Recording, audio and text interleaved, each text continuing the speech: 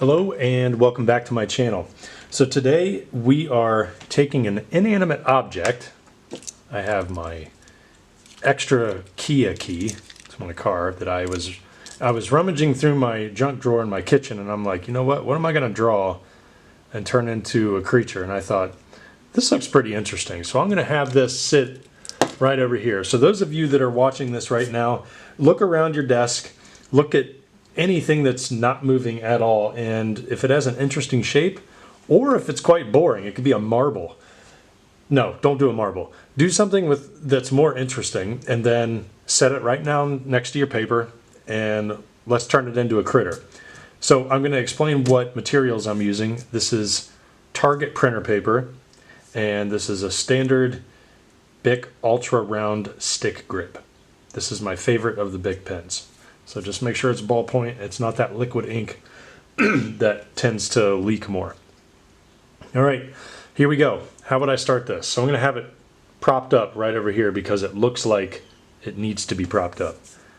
I am going to start by doing a center line very, very lightly in the same angle that the object is sitting over here. So that's another important thing. So make sure that when you're sitting in your chair, you are sitting upright, have good posture, so that you can look down at a comfortable angle on the object instead of being slouched over and tilting your head, because that just skews your perspective.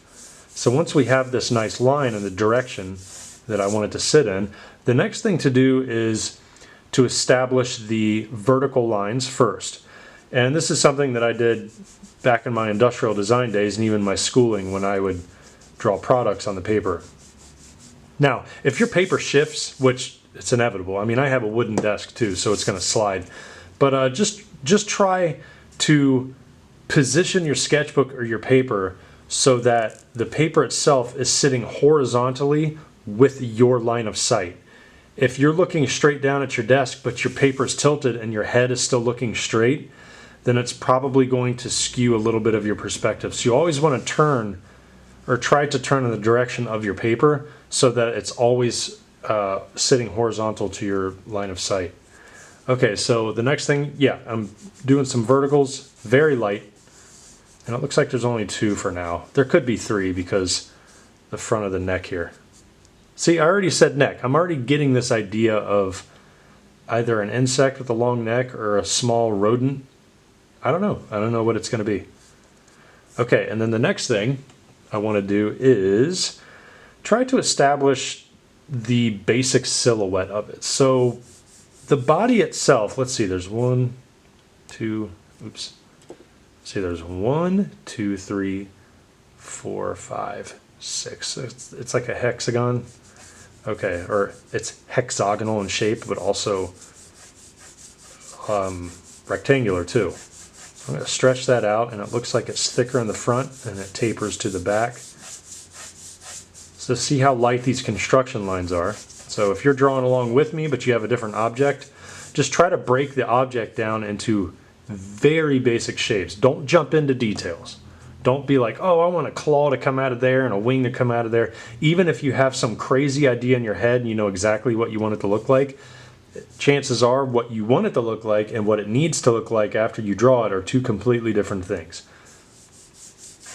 All right, once we have that, then we could start establishing the perspective of this shape. Okay, so the thickness, you can tell it's a thin object, especially this long part, okay, the actual key.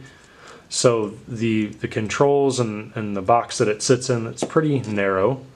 So we're going to keep that right here, and we're going to honor that.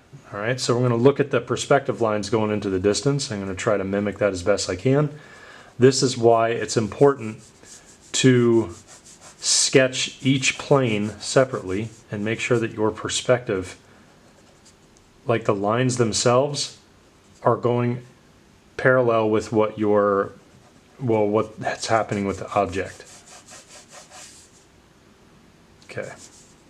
So there's going to be a little bit of difference in here, but that's okay. See, even I corrected myself there because it was a little crooked. So I just want to make sure that my perspective is correct, and you want every different plane change to show up in your sketch, because if it doesn't show up in the sketch, then you're just cheating yourself out of what could potentially be a good design. You don't want to cheat yourself out of that. So I noticed, like, even though the actual vehicle key has rounded shapes, there's no real hard edges other than the very end of the key over here. I want to make sure that I at least show some roundness to those edges. But I want to keep everything light, because even though this is it's starting off as a product design, okay? I'm just drawing what's up here. But it's later going to have to turn organic, because I'm pretty sure that this thing is going to have legs, it's going to have, you know, feet and horns and I don't know what else, but it just looks like a key for now. Okay, now, since we have the basic shape in here and we have the proportions, we have a relatively nice setup for the angle and everything, let's start figuring out what we can actually turn it into. And I'm going to go as far as to say I'm even keeping the keychain part that's in the back, okay? Nothing is going unnoticed here. So I'll make sure everything is straight in my line of sight. Okay, we got that. Now, what kind of creature could this be? Oops, got to make sure it's turned just like my drawing. If you happen to shift your object and shift your paper, for whatever reason you have to adjust how you're sitting, make sure that you adjust it back so that your object is mirroring what's up here. Okay, now this thing, like the angle and everything, I'm turning it a little bit towards me. I'm kind of fidgeting that perspective just because I want to show where the legs are going to come out, and it's also larger for you guys to see. Am I cheating a little bit? Not really cheating, but I'm kind of skewing the perspective just a tad, but I'm keeping it believable at the same time. All right, I'm going to put an oval right here, and let's make it 6 legs. So I'm going to keep track of where I'm putting these ovals right here along this nice line that split the whole object in half. And then I'm just going to remember my other lessons where I would change the legs into stick figures. So you have to imagine that in the middle of each leg or limb, however you're drawing or whatever you're drawing, there's like a center line. It's almost like you're taking an animal that you're sculpting out of clay, but taking the clay off and realizing that there's a wire frame that's running down the center of all body parts. Okay, you still have to build the skeletal structure, so that's what I'm doing on here. And mind you, this particular drawing, it doesn't have to be super fancy. No, this is more of me teaching you guys how to draw roughly and make mistakes. It's okay to make mistakes. Like, I'll go as far as to say anything that you draw on a thumbnail stage is not a mistake. Nothing is. It doesn't matter if they're little tiny marks or scribbles, or if your perspective is off. That's fine. That's why it's a thumbnail. You take this stage and then you turn it into something that could exist later. Now, it looks like I made this rather reptilian, but at the same time almost insectoid, which is, it's always a fun combo. A little creepy and eerie, but creepy, eerie / scary, that tends to be the most fun in my opinion, because the results are least expected, whatever happens. All right, what are the hands going to be like? I have no idea, but I do know that little symbols, like little buttons up here on the top, I still want to keep track of what those actually are. So I'm just going to, or where they are. So I'm just going to draw an oval up here. It's not the same shape as this. Okay, we could make it that, but again, this is your creature. Okay, so up here there are little rectangles where the buttons are. I'm just going to indicate where shapes like that could exist. And I think I know for a fact now that I want to put those as fins. Wouldn't that be cool? So it's like little fins. It feels like I'm drawing like a mini Stegosaurus or a mini Dimetrodon almost. It's kind of cool. Now notice how gestural I'm keeping everything. It's because when you're at this stage of sketching, your brain is going down on paper. So I'm not making this because my life depends on it. I'm not making this to get paid for it. I'm just making this to have fun designing a creature. And once you think freely like that, your ideas are going to get so much better, because then you're not designing for anybody else. You're just designing for yourself. What the heck am I going to do with that ring in the back? I think the tail itself probably could be like a loop. Wouldn't that be weird? If a tail just grew like that. There's like an appendage and there's an empty hole, or like an empty center, almost like a basketball rim. Alright, so I'm going to darken some areas where I at least know I'm pretty happy with the shape. Like the bottom right here. Now over here I'm going to have to be careful because this is where all the majority of the mechanism is. There's like a slit here because if you push the button, you know, the key comes in and then you just push it and it sticks out like that. So maybe that's like the creature's weapon. Maybe there's like a horn that comes out and it tucks under the belly. Ooh, that's actually kind of cool. Okay, so once we have some dark lines, at least giving us a nice indication of what the silhouette is going to be, I'm going to start to focus on this right here. And let's make it like it's some serrated weapon for this creature, like it tucks under the belly. Okay, so when you look at these little spikes, remember these spikes, if they, you know, come outwards like this, they retract outwards, or not retract. If they come outwards, these were originally poking down towards the ground. So that's a wonderful defense mechanism, because you dare not attack the stomach of this thing, but also you don't want to get in front of it either. So why don't we just make that a main weapon, and there could be an organic opening right here, maybe like a slit in the body. It's kind of like an appendage that is hard cartilage or bone or something, and it just comes out. Okay, there we go. See how loose I'm being with all my pen marks, because I'm not really worried about a tremendous amount of detail right now. That's not the point. But this thing will swing out like this. So I'm just going to do a little arrow like that. Let's color it in so you can see it. Make it a fun arrow. Nice and dark.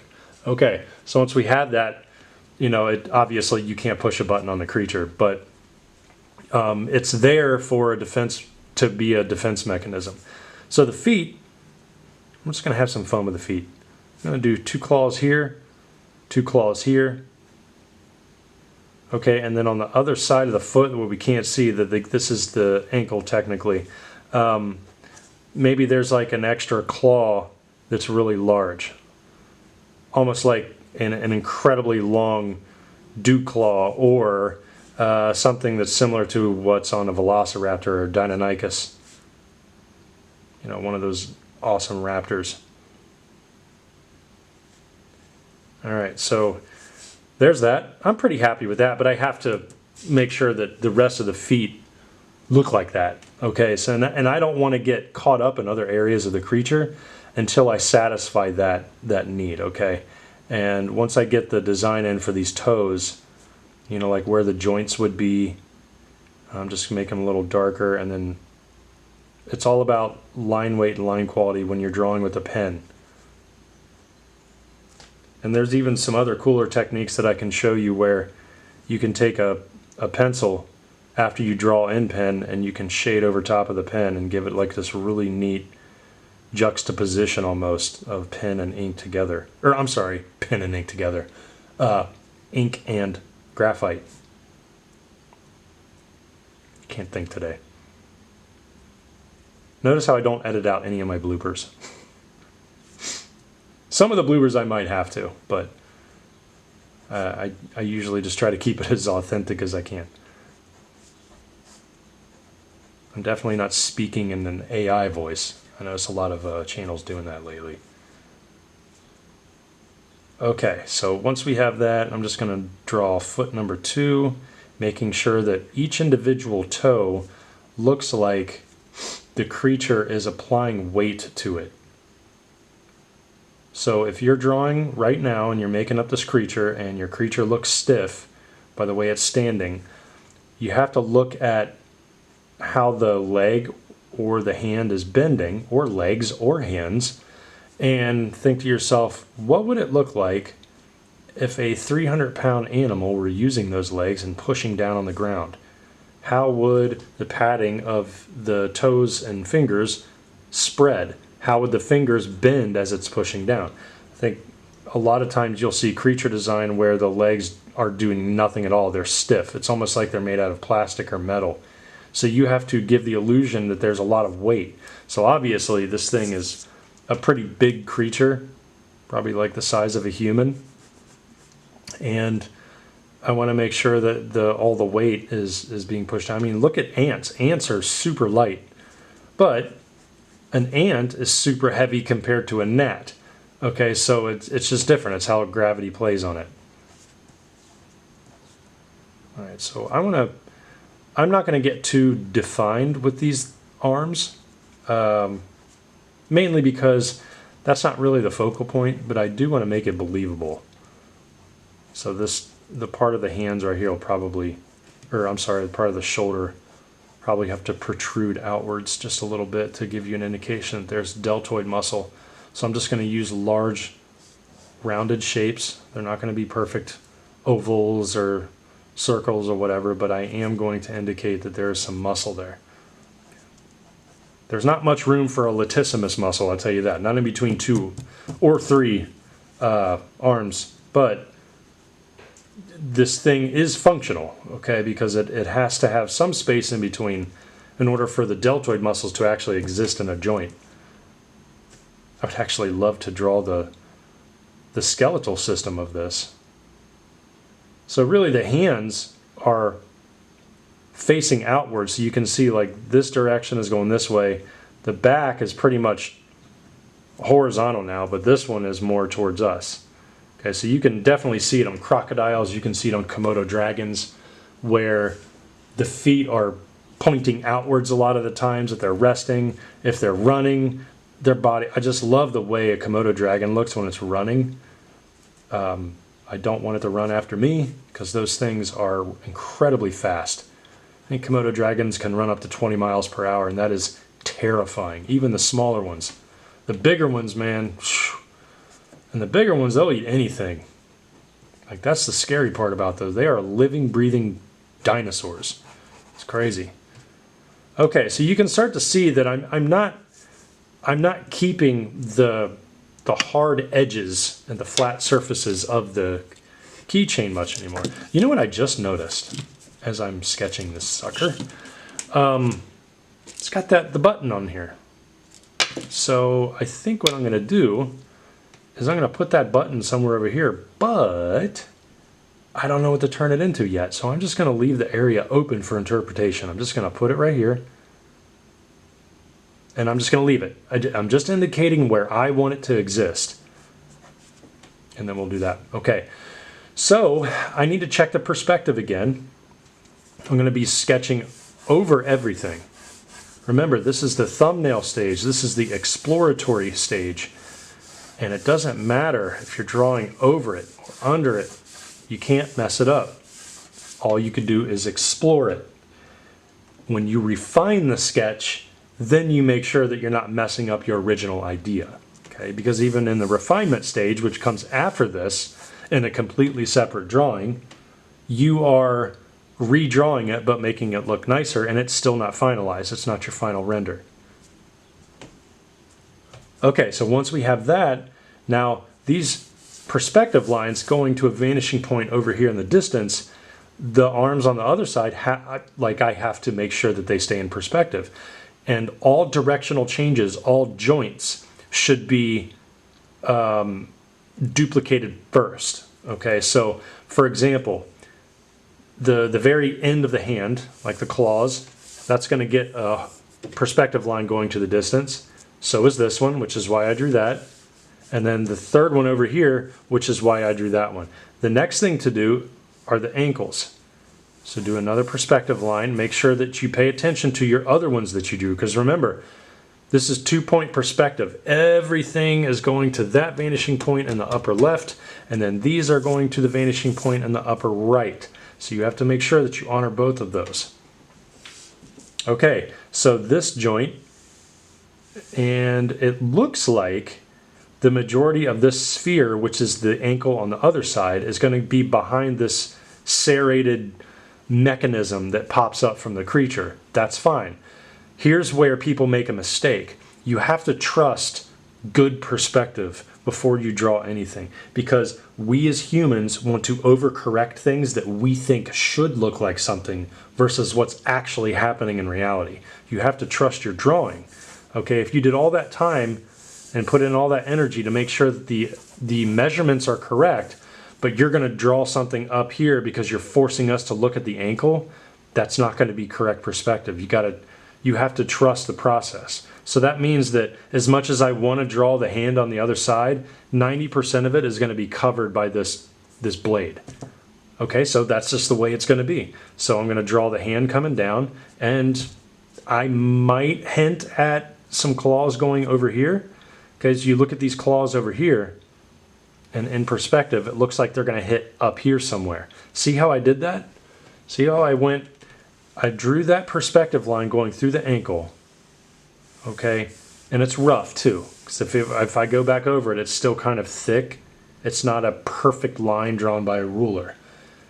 The claws are relatively on that line. They don't have to be perfect, but I got to follow that line and know that those other claws on the other side are going to be foreshortened because they're smaller in perspective.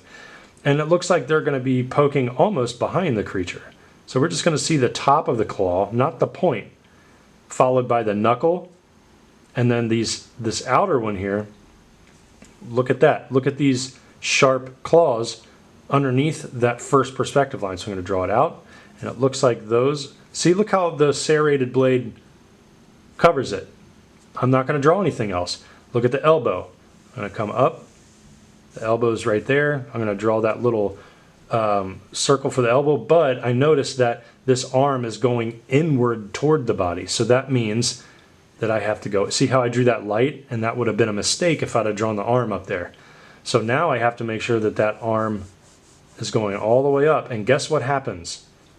That perspective line runs through the creature, but the elbow is going to be behind the face. You have to honor that, and you have to pay attention to what you drew. So I'm going to draw the thickness of the forearm. And ladies and gentlemen, that's all you're going to see of that arm. That's it. And then, of course, if you do the shoulder in perspective, the same thing is going to happen. So this shoulder right here is going to be on the other side of the creature. And it looks like it's going to come out. There's the bicep. And there's going to be where that sphere inside that elbow is hitting. But we don't see that. Instead, here's what happens. This is the face, like this. And let's put a horn on there. I think that'd be kind of cool. And then maybe we got a horn, 3 horns. So we got a big one in the middle. Okay, now, instead of guessing where this horn would go, check out all my other perspective lines. I start to have a nice grid in here of where I want to see everything and where things need to be. Okay, there's the ankle for that in perspective, so we know the ankle on the other hand is going to happen right here, if you can see through the object, which we're not Superman and we can't do. But the same thing has to happen to each tip of an appendage that you draw, especially if it's duplicated on the other side. So the tip of this horn right here, we're going to keep in perspective as we follow the other lines. And lo and behold, it looks like the tip of that one happens right there. And this is another area where people tend to mess up the perspective of horns and spikes and tentacles, especially tentacles are like hardened or straight, is they don't pay attention to the perspective, because we as humans and we as artists, we want to show so badly what every cool thing looks like, and then we force it and we don't trust the perspective, and then we just kind of get stubborn and ignore perspective issues thinking that nobody's going to notice, and they definitely will. Okay, so My assumption is, looking at this thing, maybe it could be cooler if it did not have eyes. Instead, what if this area up here is the head? So this is what that is, and it kind of tapers up into a little corner, or it just tapers up towards the top of it. So I'm going to keep it at the same perspective as my drawing. Okay, right there. And then if I taper it, I'm just going to make sure I do the center line going up. And then I roll it off the edges. What if this is like a crazy brain organ? And when I do that, I'm just going to put in some light texture to show the little passageways and how the organ is folded. Kind of looks like a little sponge, you know how brains look. That'd be kind of cool. Notice how there's no shading on this at all.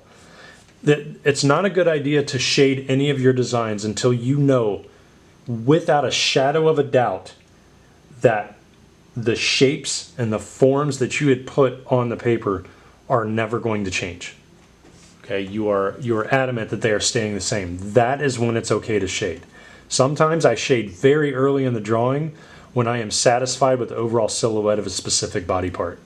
Okay, sometimes I'll start with like if I'm drawing a dragon or whatever, and I'm like, you know what? That silhouette for the head is a winner. I'm going to keep that. Once I got that brain in there, so gross. This is when I can start, being a little bit more organic with these shapes.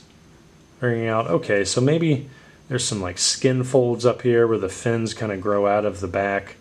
Maybe there's a slight indication of some scapulas for each shoulder, because they need a scapula, otherwise these arms couldn't move backwards. There would be no protection up there. Once we have that.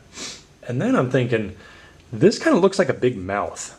What if we just add a row of very sharp teeth like that, and then if they came at us on the other side of the mouth but they were pointing towards us. Oh, that's the other thing. See, these things just keep coming as I'm drawing this creature. When you draw teeth, you need to think about how the teeth are physically growing out of the jaw, okay? So a lot of meat eaters, they'll have serrated teeth, but the teeth are pointing towards the throat, because if they were holding prey in their mouth, the prey can't escape. Otherwise, they would just impale themselves on the teeth poking towards them. Okay, so it's kind of like the same thing. There's an opening right here. Maybe there's a prey. Maybe this, now that I drew this swinging apparatus coming from this creature's belly into its jaw, what if it hooks the prey? The prey is stuck right here. And then out of these little holes that I kept for later, what if there's like these little tentacles that come out and they help grab it? Ooh, yeah. And it looks like there's these little stickers on the edges. Okay, now with tentacles, you can be a little bit chaotic. They don't have to be the exact same. So we could just put some little stickers on the ends of these. Stickers as in, like tiny little teeth or grabbers, not graboids. Man, I love Tremors. Those movies were so much fun. Tremors 2 is actually good. It's a very underrated sequel. But Tremors is a huge guilty pleasure of mine. I watched Tremors for years when I was a teenager, and I was 10 years old when it came out. Can't believe I was 10. Kevin Bacon, Fred Ward, such a good movie. So cheesy, but really good at the same time. Double row of teeth. I think that's going to make it a little bit more deadly. All right, so once we have that, then let's start making the mouth more believable. So for example, the skin around here, it's going to need to accommodate teeth growing underneath it, through it. There's a jaw under there. There's got to be wrinkles and folds. I think that's very important. So I'm being very light with this, because remember there's a skull up here with horns coming out. And put in a little bit of shading on this side. Not much, just to show that there's contrast between the blade coming out and that. Yeah, this thing is looking pretty wild now. Who would have thought that you could do that with just, you know, car key? I still don't know about that ring on the back here. A ringtail? Yeah, maybe it has like these grabbers. I don't know. I don't know what that is. That's the fun part, right? I do like the indent on the actual key because it's different for each vehicle. What if we did something like that for this blade coming out? What if it's really special and it has to have that in there, okay? So maybe that it's how it grew. Maybe that's just part of the evolution. It kind of looks like it's smiling now. I don't want that, so I'm just going to put little grooves in there and then kind of make that an indent. Notice how I'm getting darker right here? It's because I'm pretty satisfied with that shape and I know that I'm not going to have to correct it. So I'm just going to put a very light coating of shading in there. I hope you guys liked today's lesson. This is something that anybody watching can do. It doesn't matter your skill level with drawing. If you think that you're awful, or if you're a seasoned pro and you've been doing it for like 60 years, it doesn't matter. This is one of the most fun things that you can do if you want to come up with a creature idea, and the reference is right there in front of you, and it kind of keeps you in check. It makes you jump out of your comfort zone because we as artists tend to flock towards things that we're familiar with. That's why we keep drawing the same things over and over, and we're too stubborn to try something new. And this'll definitely force you to do something new. I would never in a million years draw a creature like this that was shaped like a car key. I don't know, maybe, but it would probably have been accidental. Okay, so it looks like some of the hardened edge down here can actually get some ribs. Yeah. So what I'm going to do now is I'm going to darken the under part of each of these limbs because that's where the shadows would exist, and there's going to be more like a fat layer skin and thicker skin, so this creature is not completely ripped. It doesn't look like Jay Cutler or Ronnie Coleman or Arnold, but instead just like a typical lizard with arms slightly more human than, you know, what would normally exist on a reptilian creature. But again, we're making this stuff up. The stuff does not exist. Comment below whatever you want to name this thing. That'd be kind of fun. I always like reading people's comments when they name the creatures, especially if we don't have one. Okay. Got some better lines in here to indicate what the anatomy is doing.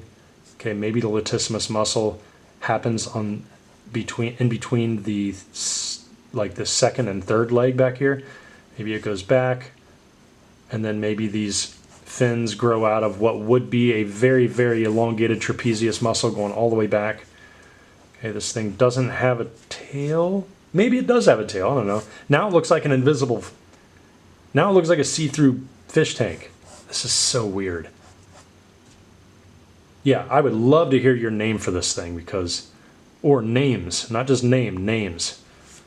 Because this thing is definitely wild. So here's some of the jaw that could be a real jaw. Let's give it some interesting shapes. Make that forearm a little darker. So now you can start to see these body parts pop off, okay? Again, it might seem a little weird because this blade is covering the other hand on the other side, but that's what's happening. That's exactly what's happening. You got to trust the perspective. Okay, and this thing has a rather small brain for its size. Well, maybe not. I don't know. Could I have gone double with the fins?